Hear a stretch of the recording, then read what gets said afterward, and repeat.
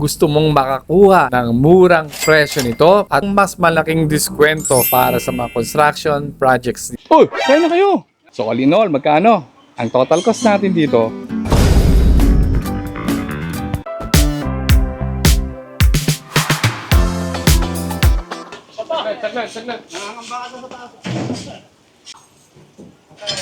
Magandang araw Pilipinas. Kamusta kayo dyan mga tol? Andito tayo ngayon sa project site. And today is a big day because meron tayong pouring of slab. Ibuhos tayo dito mga tol para sa second floor, para sa slab at mga beams natin. Monolithic mga tol ang gagawin natin. At hindi lang yun mga tol gagamit tayo ngayon ng boom pump.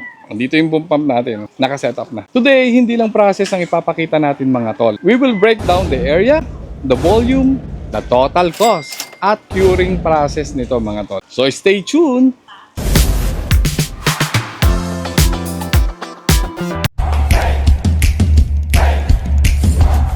Here at the House of Construction, build with us. Behind me mga tol, dito lang, makikita niyo yung boom pump natin. Ito yung ginagamit mag-transfer ng concrete from the mixer, diretso dun sa slab. Andito yung ready mix natin, ano? Tapos ito yung mixer natin. Tapos dadalhin siya dun sa second floor using the boom pump. So ganun yung proseso. Instead na mano-mano mga tol, mas magiging mabilis at mas efficient ang paggamit ng boom pump mga tol. Lalo na sa second floor pouring. Yan, mas mabilis to kasi matik na. So less labor, faster work, at mas consistent pa ang flow ng concrete. Kaya magiging tuloy-tuloy ang pagbubuhos natin dito mga tol. So yun nga mga tol, simulan natin sa area. Ang area nito ay nasa 9.5 by 13.6 meters. So all in all, if you're going to multiply, 9.5 times 13.6 is 129.2 square meter. So yun yung total slab area natin. Pero babawasan pa natin yun ng mga open below. Kasi may nakalagay sa plano ng mga open below. So babawasan pa natin yung butas ng hagdanan at saka yung area na meron tayo ditong high ceiling. Ileles natin yon. So mababawasan yung 129.2 square meter natin. So yun nga mga tol, para sa mga nagtatanong, ano nga ba yung mga gagamitin nating component, anong materyales ang gagamitin natin. So gagamit tayo ng 3,000 PSI para sa 14 days PCD, Pumpcrete design. 14 days curing mga tol. And 3/4 inch of gravel. So yun yung mga gagamitin natin. Para sa mga nagtatanong mga tol, per cubico, ang charge sa atin dito ay 6,726 or 6,726. Mga tol, ilang kubiko yung magagamit natin na 3,000 PSI, 3/4 inch gravel, 14 days curing, Pumpcrete design. Yan. So yun nga mga tol, na nabanggitan natin kung ilang kubiko. So ang gagamitin natin dito ay 23 cubic meter. Yan, ganun karami. And then if you're going to multiply it by 6,726, ang total na babayaran natin dito ay 154,698 pesos.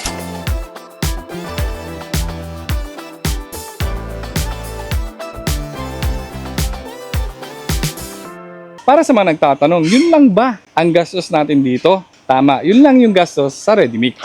Pero mga tol, may halaga pa yung boom truck. Ang renta sa boom pump ay 6,800 pesos.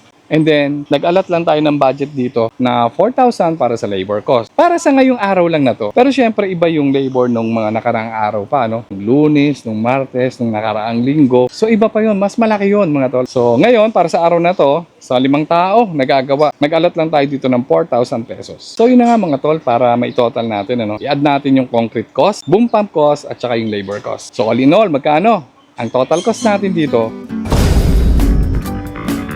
So yun nga mga tol, hapon tayo nagkaroon ng desisyon na buhusan to, kasi pagka masyadong maaga pa, ang mangyayari dito mga tol, mabilis mauubos yung water doon sa slab. Ang tendency, kapag mabilis maubos yung tubig niya sa slab, magkakaroon to ng mga cracks. Kaya mas napagkasunduan natin sa team natin na hapon na lang tayo magbuhos para less evaporation, less cracking. So mas magiging maganda ang final quality ng ating slab. So yung mga tol, gumamit tayo dito ng concrete vibrators. Electric concrete vibrators. May dalawang klase ng vibrator, mga tol. Yung di gasolina, tsaka yung di kuryente. Gumamit tayo ng dalawang concrete vibrators para hindi tayo maantala kasi pag minsan na-experience natin yan, mga tol, kapag nagbubuhos tayo, nag-aantayin tayo na makapag-vibrate doon sa loob ng mga biga.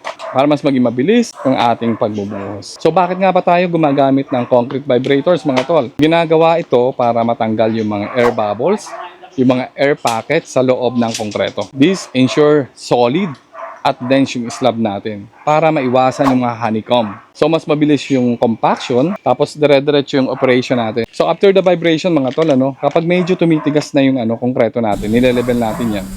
And then binubuli yan.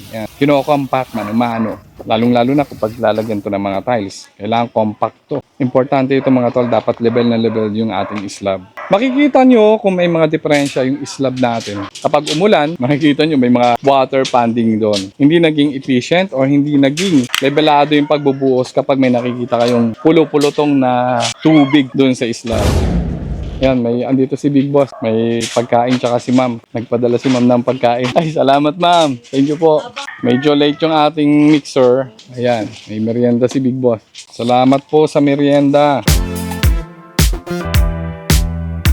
Kapag nagbubuhos tayo, make sure na huwag masyadong matubig and mixture at bababa ang strength ng concrete slab nito ay nasa 5 to 6 inches. At dapat tuloy-tuloy ang pouring para maiwasan ang weak points sa slab. So after pouring, hindi pa tapos ang trabaho. Dito papasok ang curing mga tol. So the PCD is 3,000 PSI. Kailangan natin na at least 14 days curing. Pero mga tol, although pinabilis natin to 14 days curing, ang gagawin natin dito, mag-a-add pa tayo ng 7 days. So para mas sigurado tayo sa ating halo, kumbaga. Huwag natin isagad. Kasi the standard curing of concrete is 28 days. So dito, although nag-order tayo ng 14 days, pero lang yun, allowance lang natin. Pero mas mainam na, para sa akin lang yung work uli natin dito is after 21 days. Mag-a-add tayo ng 7 days. Para tuloy-tuloy na yung trabaho natin dito. Uy! Kain na kayo! Oh, Thank you po. Kanino? Maraming Big Boss. Yun Go. May tinapay pa. Kanya-kanya na tayo dyan sa spray ha.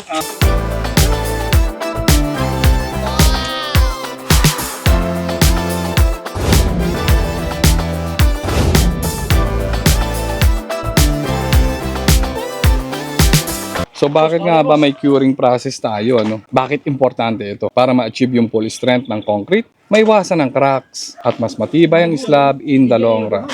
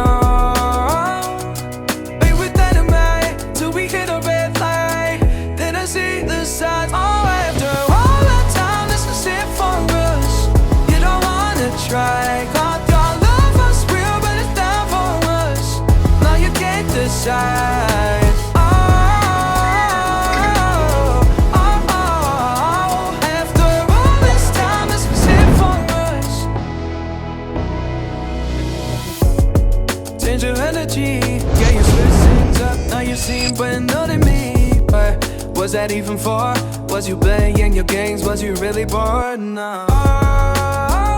I really should've known. Be with anyway till we hit a red light. Didn't see the signs. Oh, after all that time, it's just it for us. You don't wanna try. Thought your love was real, but it never was.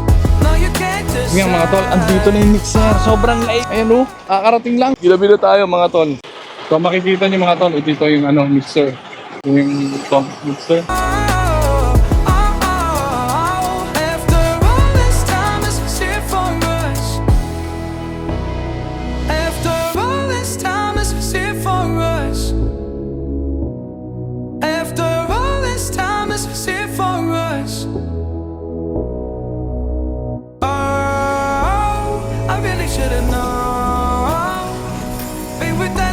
Yun, tama na. Didn't see the sign. Oh, after all that time, this is it for us. You don't wanna try. Thought your love was real, but it never was. No, you can't decide. After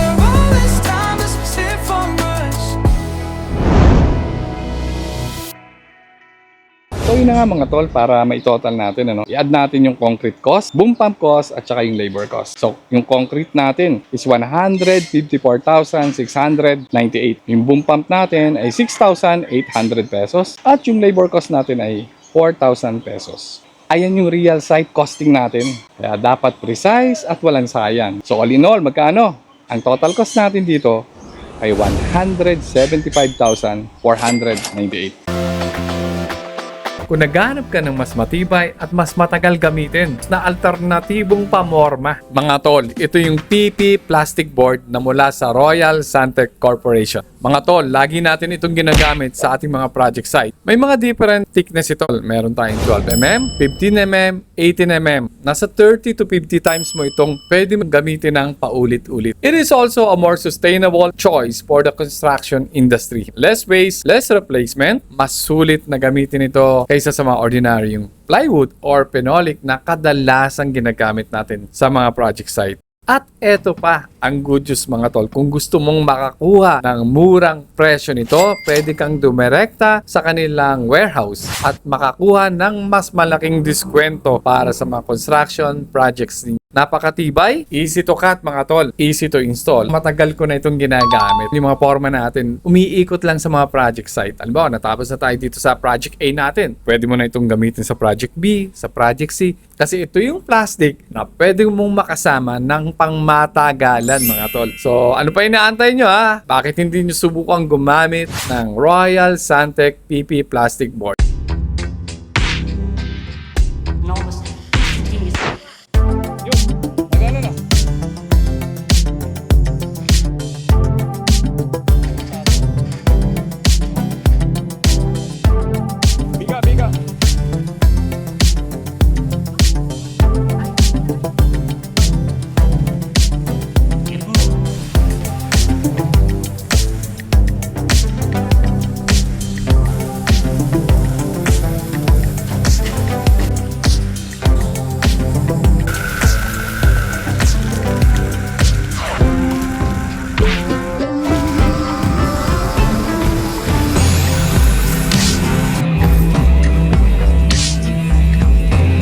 Ito, parating pa lang yung ikalawang truck.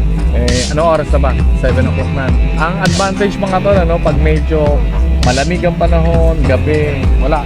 Parang naglalaro lang yung mga tao. Hindi mainit, hindi nakaka-dehydrate. At saka syempre yung konkreto, hindi agad-agad maaalis yung tubig dito sa ating slab. At yun naman ang ating gustong ma-achieve. Yung otherwise, sinabi ko nga kanina, mas prone sa cracking kapag sobrang init ng panahon. So at least ngayon, mga tol, malamig yung panahon. Although summer, mas advantage tong buhos natin dito. Mas magiging matibay yung pagbubuhos natin dito. Bukas naman, mga 8 a.m. or 7:30, pwede na natin tong padiligan. So doon mag-i-start na yung curing.